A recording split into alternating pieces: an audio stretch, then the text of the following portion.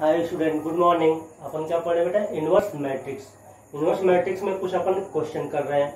अब example number 13 में आपको दे रखा है, एक मैट्रिक्स दिया है ए, हमने मान लिया, आपको ए नहीं दिया है, हमने मान लिया है कि वो जो मैट्रिक्स है उसका नाम क्या है ए, और एक दूसरा मैट्रिक्स दे रखा है उसको हमने क्या मान लिया है बी। अब उसको ए में जो दिया है देख लेना, और बी में दे रखा है मैट्रिक्स ए दिया है -4 4 4 -7 1 3 5 -3 1, बी में दिया है 1 -1 1 1 -2 -2 2 1 3।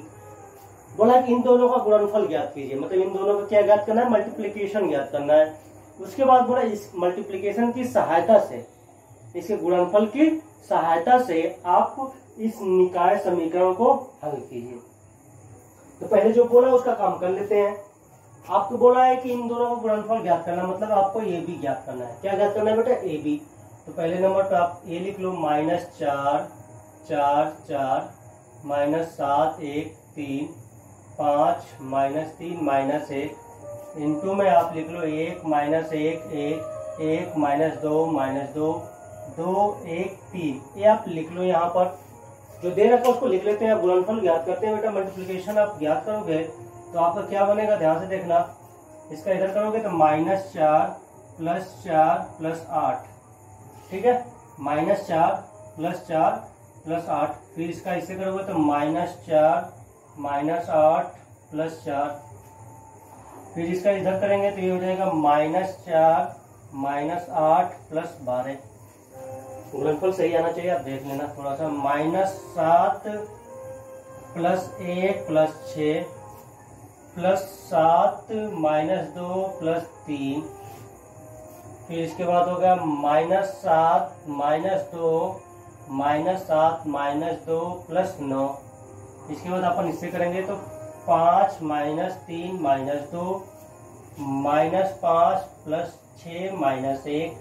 फिर हो जाएगा 5 + 6 -3। तो आप जब ए बी ध्यान से देखो तो क्या बन गया बेटा आपका? -4 गायब, 8 मिल गया। ये तो 0, हाँ 0 आ गया। ये भी 0 आ गया, ये भी 0 आ गया। ये कितना आ गया बेटा? 8 आ गया। ये भी आपका 0 आ गया, ये भी 0 आ गया, और ये भी 0 आ गया। ये आ गया 8 6 5 11 और 8, ये आ गया। यहाँ से 8 कॉमन ले लो तो ए बी बराबर क्या बन जाएगा? 8 1 0 0 0 1 0 0 0 1। तो ए बी बराबर आप यहाँ पर लिख लो बेटा 8 इंटू में I3। ये आया हुआ अपन लिख लेते हैं, तो इसको छोड़ दो। अब जो निकाय समीकरण दिया उसको आव्यूह में बदल दो। ये जो निकाय समीकरण दे रखा बेटा उसको किसमें बदलना है? आव्यूह में। तो बदलता हूं मैं, यहाँ पे लिख रहा हूँ। ये क्या बनेगा बेटा? 1 2 2। फिर क्या बन गया? -1 -2 1। फिर क्या बना? ये 1 -2 3 इंटू में क्या हो जाएगा? x y z बराबर में क्या होगा बेटा? जो अचर क्या है कहा गया 4 9 1 4 9 1। अब इनमें से ध्यान से देखो तो कोई किसी के बराबर होगा। ये जो बना है ये a या b के बराबर है। देखो तो किसके बराबर है बेटा? इसको देखा जाती है इसके बराबर 1 -1 1 1 -2 2। ये किसके बराबर हो गया? ये तो b के बराबर हो गया। ये कैपिटल X मान लेते हैं, इसको अपन c मान लेंगे। तो आपको यहाँ से x निकालने के लिए क्या चाहिए बेटा? b inverse c। b inverse c उसने बोला है कि ए बी का जो गुणनफल है, ए बी जो है, ए बी की सहायता से, इनके दोनों के गुणनफल की सहायता से आपको इस निकाय समीकरण को हल करना है। तो आपको b इनवर्स चाहिए। क्या चाहिए? b inverse. आपको ए बी बराबर मिला है I3, तो आपको क्या चाहिए? b इनवर्स चाहिए। b इनवर्स चाहिए तो इसका मतलब आपको इधर 8 है, इधर कर लो, ये कर लिया। तो b इनवर्स चाहिए, आप 8 को इधर ला सकते हो, 1/8 ये लिख लो। इस a को एक साथ लिख लो, b को ऐसे लिख लो, I3 को ऐसे लिख लो, थोड़ा सा एक काम हो जाएगा। 8 को इधर लाया है, b इनवर्स से मल्टीप्लाई कर दो तो क्या बनेगा? 1/8 a b inverse I3 into में क्या हो जाएगा बेटा? b inverse. तो देखो 1/8 a b इनवर्स क्या दे देगा? I दे देगा आपको, I3 मान लो। I3 इंटू में b इनवर्स देगा। तो बी इनवर्स कितना हो गया बेटा, ध्यान से देखो तो 1/8 इंटू में a। इसमें एडजॉइंट नहीं निकालना था। इस टाइप के भी क्वेश्चन आ जाते हैं जिसमें आपका काम क्या हो जाता है बेटा, आसान हो जाता है। अब यहाँ से 1/8 a का मान रख दो। a क्या है बेटा, -4 4 4, फिर है -7 1 3 5 -3 -1। अब क्या करोगे, बी इनवर्स यहाँ से कितना हो गया आपका, 1/8 कर दोगे तो -1/2।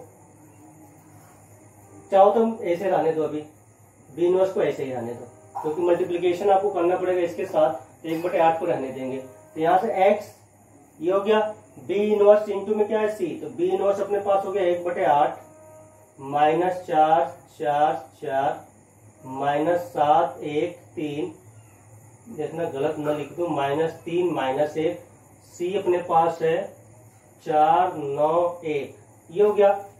अब इसका आंसर इधर मैं लिख दे रहा हूं आपका। x को क्या लिखूंगा बेटा, x y z बराबर में 1/8। अब इनको करते हैं, -16 प्लस 36 प्लस 4, ये आ गया -28, फिर क्या आ गया +9, फिर क्या आ गया +3, फिर 5 20 हो जाएगा, फिर -27, फिर -8, ये आ गया। x y z बराबर 1/8, ये कितना हो जाएगा, देखो तो ये हो गया 40 में से कितना, तो मेरे ख्याल से आ जाएगा 24, कितना होगा 24, सही बोल रहा हूँ, हाँ सही होगा। ये 4 10 2 3 24 हो गया। फिर ये कितना हो जाएगा बेटा, 12 हो जाएगा, 12 में से 28 16 -16 हो जाएगा। सही जा रहा हूँ ना, 9 3 बार सही जाना चाहिए। -26 हो गया, -26 -28 -28 20 -8। तो अब ध्यान से देखो तो क्या आ रहा है, x y z 1/8 हो जाएगा 3 -2 -1। यहाँ से तुलना करोगे तो x बराबर क्या आ गया 3, y बराबर -2 और z बराबर -1, ये आंसर आ गया। क्वेश्चन सही है, आ जाता आपका। अब एडजॉइंट निकालोगे, बी का एडजॉइंट निकालोगे, आपको नंबर नहीं मिलेगा। उसने बोल दिया है कि गुणनफल की सहायता से इस निकाय समीकरण को हल कीजिए, तो आपको इस टाइप से करना पड़ेगा। देख लेना एक्सरसाइज में भी same to same question, same to नहीं मतलब वही है, नंबर बदल गया, मतलब क्वेश्चन नया बन जाता है आपके लिए, लेकिन यही होता है। इसके बाद अपन आते हैं नेक्स्ट में आपको उदाहरण नंबर 14 ये दे रखा है, आव्यूह का व्युत्क्रम आव्यूह ज्ञात कीजिए तथा इसकी सहायता से निम्नलिखित समीकरण निकाय को हल कीजिए। अब बेटा केवल मेरा है टाइम पास करना है, सारे कार्यक्रम आपको करने हैं, ये समझ लेना आप।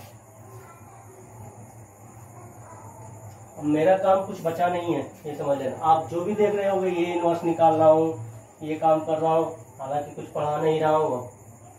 ये चैप्टर कंप्लीट समझो मेरी तरफ से। अब है आपका एग्जाम्पल नंबर 14। आपको कोई मैट्रिक्स, उसका नाम मैंने ए रख दिया है, उसने दिया हुआ है, उसका इनवर्स निकालिए। 1 - 1 1 1 - 1 1, फिर दिया है 2 1 -3, उसके बाद 1 1 1, ये दिया हुआ है। इसका व्युत्क्रम आव्यूह ज्ञात कीजिए, इसकी सहायता से निम्नलिखित समीकरण निकाय को हल कीजिए। ये तो मतलब आपसे काम ही इसका, पहले तो ये इनवर्स निकालना है, एक काम हो गया। सेकंड में इसने आपसे काम करवा लिया है 1 2 0 0 1 1 0 1 1, फिर इसने गुणा करवाया है x y z से बराबर में 1/2 2y 6z। इसका मैं केवल आपको आव्यूह बना के दे दूंगा और आगे काम नहीं करूंगा। ये इनवर्स तो निकाल लोगे, तो उसको मुझे बताना पड़ेगा। ये इनवर्स तो निकाल लोगे कि नहीं निकाल पाओगे? निकाल लोगे। थोड़ा सा इसको में काम, आपको समीकरण डायरेक्ट दिया हुआ था। ज्यादातर क्वेश्चन क्या है, 3 समीकरण दे रहा है, आप उसको सॉल्व कर रहे हो। यहाँ पर आव्यूह रूप में दिया हुआ है, तो ये तो दोनों सही है। नॉर्मली अपन समीकरण को इसमें चेंज करते तो इधर का आता है, लेकिन इधर कुछ गड़बड़ सा आ रहा है। ये आया होता तब तो ठीक रहता। ये दे दिया XYZ, इधर अपन XYZ नहीं देखे हैं, तो इसको थोड़ा सा अपन काम करना पड़ेगा। काम ये करना पड़ेगा कि आपको मल्टीप्लाई करना पड़ेगा बेटा, यहाँ पर इसका इससे करना पड़ेगा। ये क्या बनेगा, देखो ध्यान से, A 0 तो x प्लस जेड बन गया, फिर 2x प्लस y, ये तो z को 0 कर देंगे, ये 0 हो गया, ये बन जाएगा y प्लस जेड। बहुत ज्यादा कठिन नहीं है, आप ये मत समझना। अब दिमाग में रखो, 1/2 से अंदर मल्टीप्लाई कर दिया है, तो क्या बनेगा y 3z, ये minus x, y 3z minus x, इसमें 2 से मल्टीप्लाई कर दो, 4 0 1। तो देखो इन दोनों को जोड़ना है, तो इधर क्या बचा y प्लस 4, अरे देख लेना आप सब, y प्लस 4 बचेगा बेटा। देखो 2 से 2 गायब, y और प्लस 4, ये 3z ही है क्योंकि इधर 0 आ गया, इधर माइनस एक्स प्लस 2।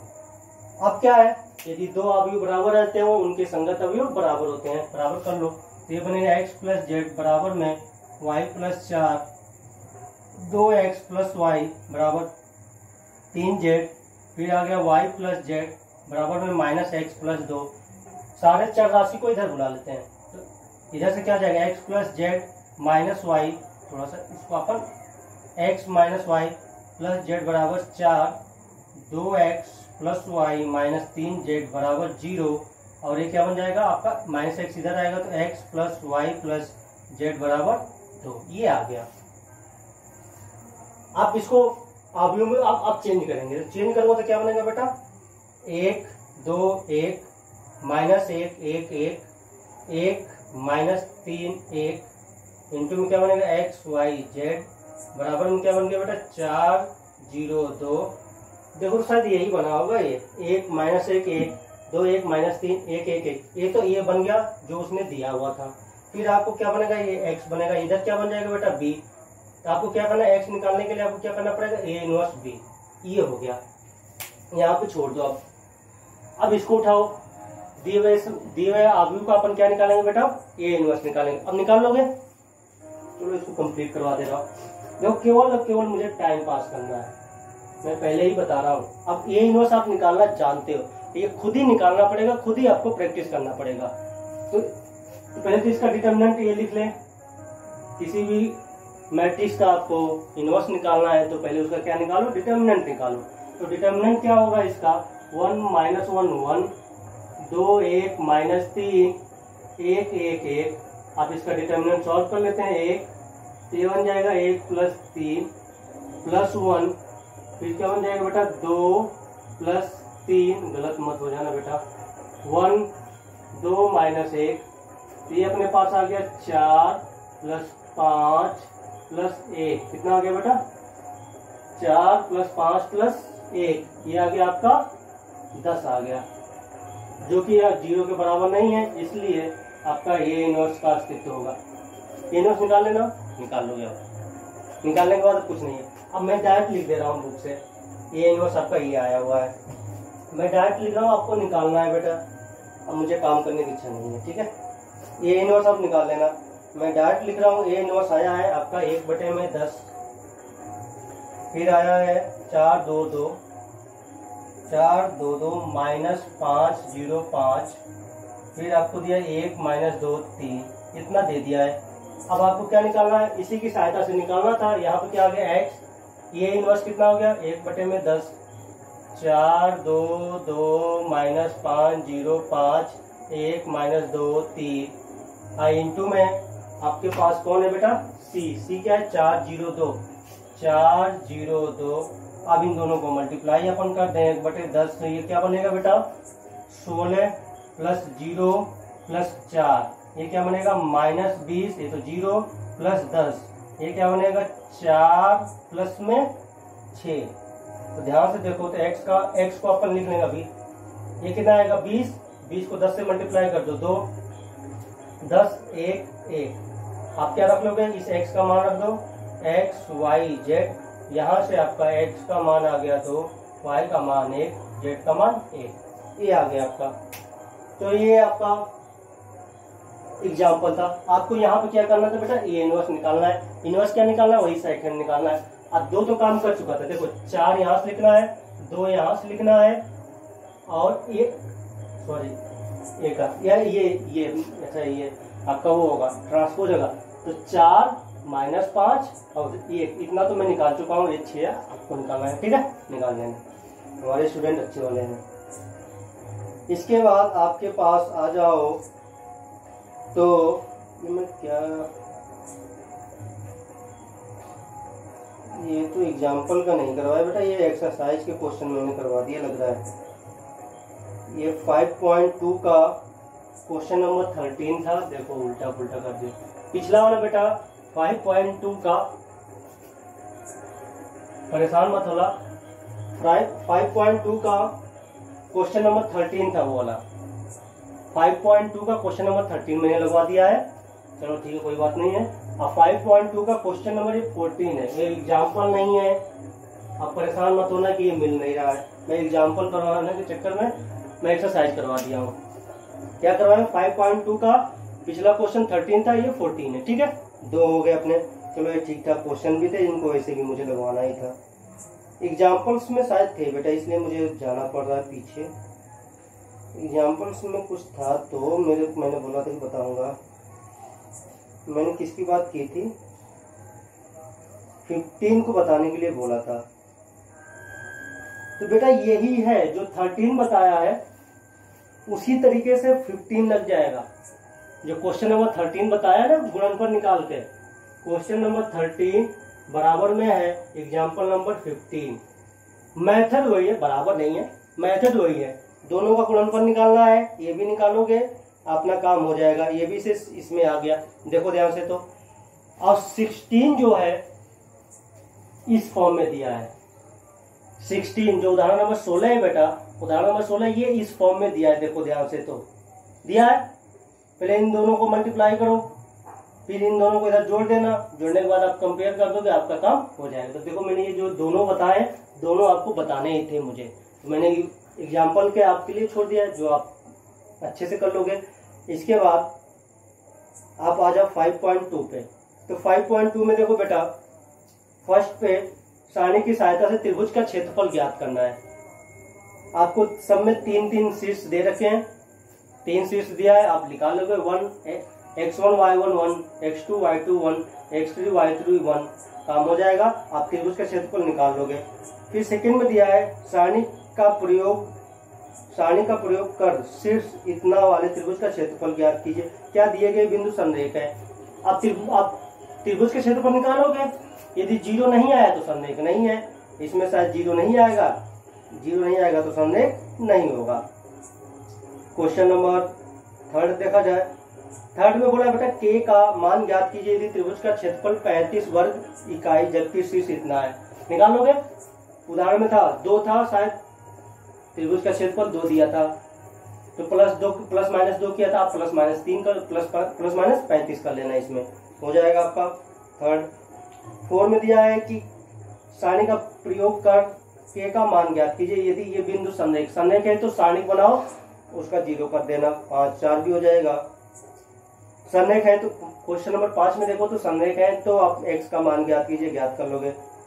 6 में बोला है सारणी का प्रयोग से 2 बिंदुओं से गुजरने वाली का समीकरण ज्ञात कीजिए तथा त्रिभुज का क्षेत्र ज्ञात कर लोगे, समीकरण निकल जाएगा। इसमें कुछ भी नहीं है, देखो है तो कुछ भी नहीं। अब आगे देखो तो क्रैमर नियम लगाना है। क्या लगाना है बेटा, क्रैमर नियम लगा लेना, 2 समीकरण दिए हुए हैं। इसके बाद आपको इसमें बोला है क्वेश्चन नंबर 8 में, 8वें में बोला है बेटा सिद्ध कीजिए कि निम्नलिखित समीकरण निकाय असंगत है। असंगत कब होता है बेटा, आपके पास 3 दे रखे हैं, ऐसे बोला है कि आपको सिद्ध करना है कि निकाय क्या असंगत कब होगा, जब डेल बराबर 0 हो, डेल 1 डेल 2 डेल 3 में से कोई एक नॉन जीरो मिल जाए तो क्या हो जाएगा, असंगत हो जाएगा। आपको एक मैं करके दिखा दे रहा हूँ, चाहो तो नेक्स्ट आप अपने मन से कर लेना। अब मुझे बताने के लिए कुछ भी नहीं है, मैं पहले ही बोल दिया हूँ। कि आपको मैं बताऊं इसमें इसमें ऐसा नहीं है कि मैं कुछ और ज्यादा बता दूंगा। सब में आपको क्रैमर नियम लगाने हैं।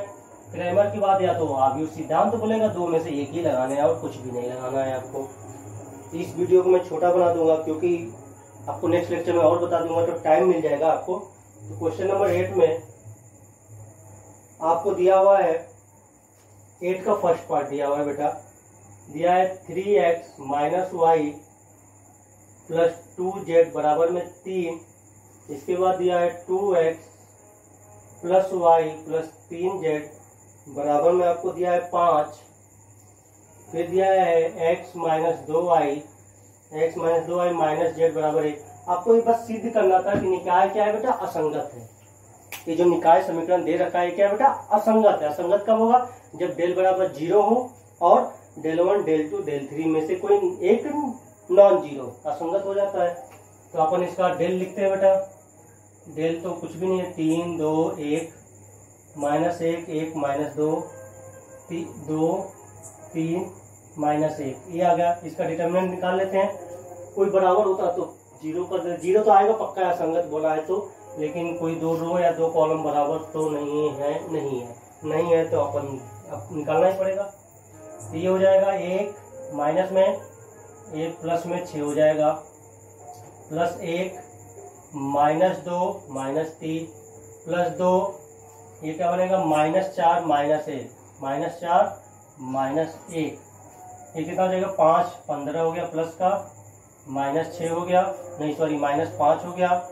ये कितना आ गया माइनस 5 माइनस 10, जीरो आ गया। जीरो तो आएगा ही आएगा, जब असंगत सिद्ध करने के लिए बोल दिया है तो जीरो तो आ जाएगा। डेल 1 लिख लेता हूँ। डेल 1 क्या बनेगा, 3 2 1 गायब होकर क्या देगा बेटा, 3 5 1, फिर देगा, अब ये आ जाएगा माइनस 1 1 माइनस 2 2 3 माइनस 1। इसको जीरो आ जाए तो आप आगे सॉल्व करने की जरूरत नहीं होती है, कर देते हैं। डेल 1 डेल 2 डेल 3 सब निकाल देंगे बोर्ड के एग्जाम में।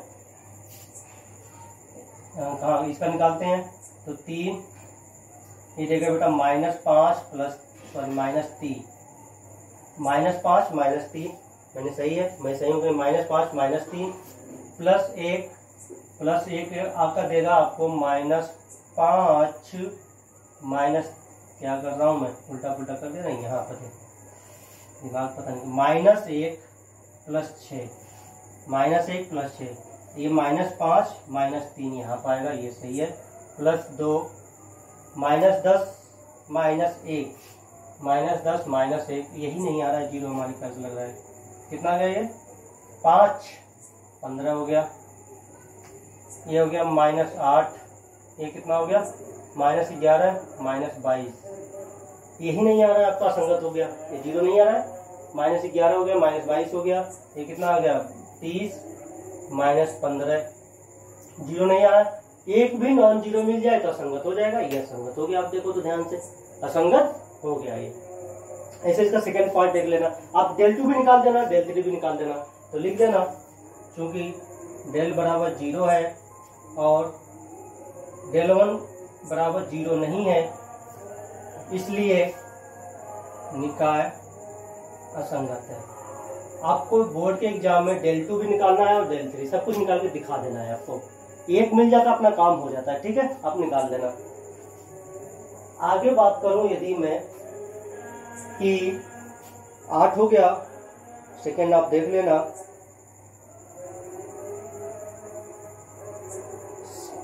सेकंड में भी आप देखो, सेकंड कुछ भी नहीं है। 9 में क्या दिया है, अब क्रैमर नियम से इसको सॉल्व करना है। फर्स्ट में कर लेना, आप क्या बताएं इसमें, फर्स्ट पार्ट में क्रैमर, सेकंड में भी क्रैमर दिया गया है।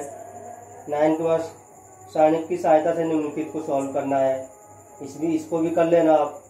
थोड़ा सा 10th का सेकंड पार्ट, बस इतना ही, इसके बाद मैं आगे नहीं जाऊंगा, आपको नेक्स्ट वीडियो में बताऊंगा जो कि आपको टाइम मिले, क्वेश्चन ज्यादा हो गए। चलो 10th से मैं अभी नेक्स्ट लेक्चर में बता दूंगा। आपको क्वेश्चन ज्यादा करने पड़ रहे हैं इसलिए मैं वीडियो को छोटा कर दिया, ठीक है बेटा, बाय बाय।